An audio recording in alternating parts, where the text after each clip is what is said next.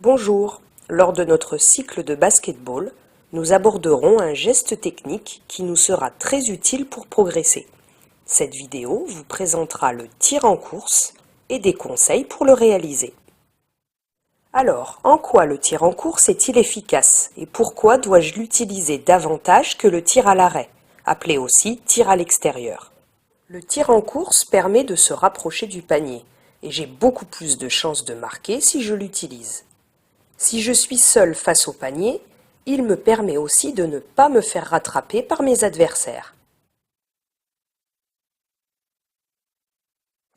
En tirant à l'extérieur, j'ai 1 à 2 chances sur 10 seulement de marquer, et il faudrait consacrer beaucoup de temps à la répétition de ces tirs pour progresser.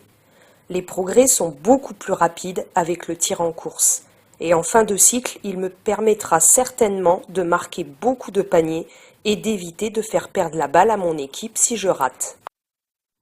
Le tir en course peut être réalisé sans dribble, lorsque par exemple je suis à quelques mètres du panier. Il me permet alors de me rapprocher du panier en avant et en hauteur. Je dois néanmoins me rappeler que le règlement ne me permet pas d'utiliser plus de 2 appuis sans dribbler.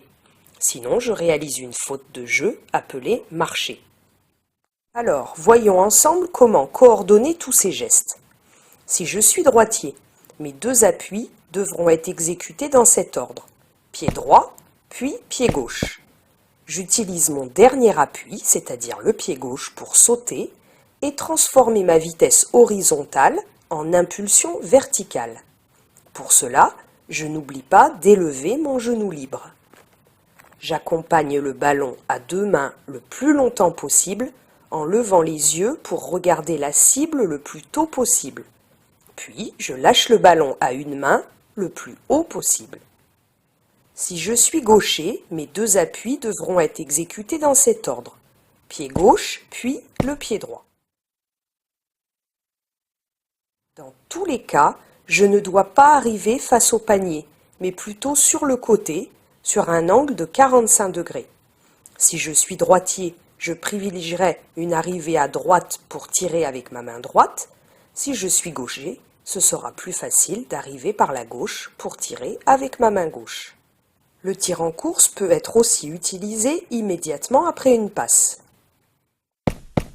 Il peut aussi être utilisé après un dribble rapide en direction du panier. La difficulté est alors d'arrêter son dribble sans arrêter sa course, puis d'enchaîner les 2 appuis, et enfin de sauter en prenant appel sur le dernier pied pour se rapprocher du panier. Tout d'abord, il faudra déterminer l'endroit où il faut que j'arrête mon dribble. Je ne dois pas arrêter mon dribble trop tôt pour pouvoir atteindre avec mes 2 appuis le panier au plus près. Je ne dois pas stopper mon dribble trop tard, car je risque de dépasser le panier et ne plus pouvoir tirer. Pour éviter de réaliser un marché, je dois essayer d'attraper le ballon avant de poser mon premier appui, c'est-à-dire en l'air, lorsqu'aucun de mes pieds ne touche le sol. Je pourrais ainsi utiliser mes 2 appuis réglementaires sans risque de faire une faute. Lorsque j'ai mon ballon en main, je dois fixer le panier et ne plus le quitter des yeux. Pour mettre le ballon dans le panier, je peux utiliser le rectangle noir dessiné sur le panneau. Si j'arrive par la droite, je dois viser l'angle en haut à droite du rectangle. A l'inverse, si j'arrive à gauche, je vise l'angle supérieur gauche.